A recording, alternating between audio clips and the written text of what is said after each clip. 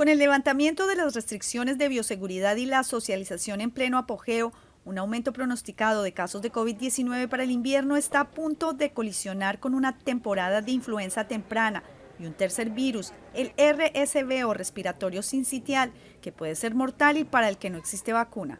Durante la pandemia la gente se estaba cuidando, usando máscaras, no había la oportunidad de infectarnos contra este virus y ahora no hay esa inmunidad.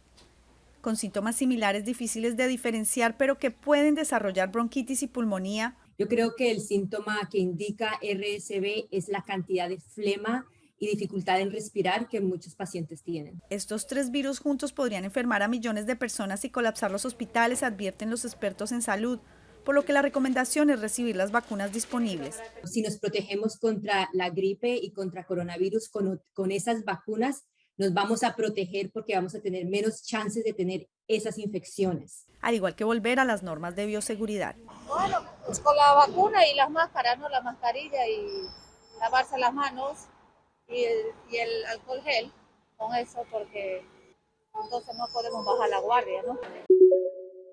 Efectivamente, un día de bastante tensión se vivió acá en la península coreana.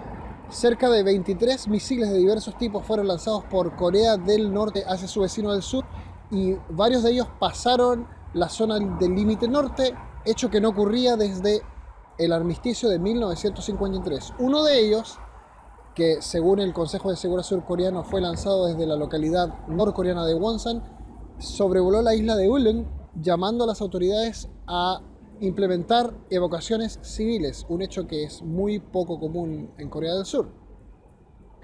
El ministro de Relaciones Exteriores surcoreano, Park Jin, tuvo una llamada telefónica con su similar norteamericano Antony Blinken y ambos condenaron el ataque como un hecho militar sin precedentes y deplorable.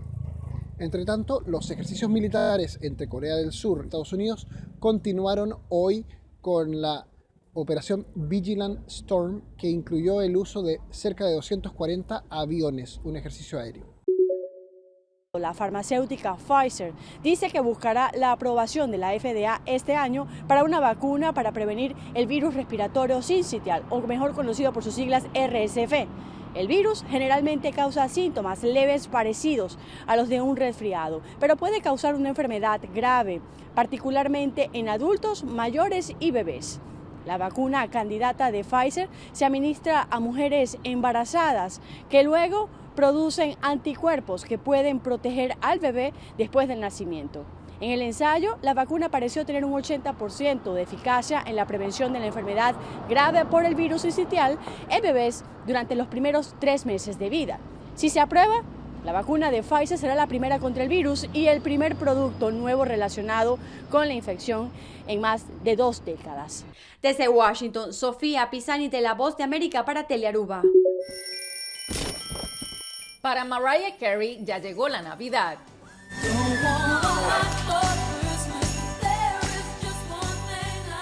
Todos los años, la superestrella estadounidense tiene como tradición compartir con sus millones de seguidores en sus redes sociales algunos adelantos de los preparativos para la gran llegada de las fiestas navideñas.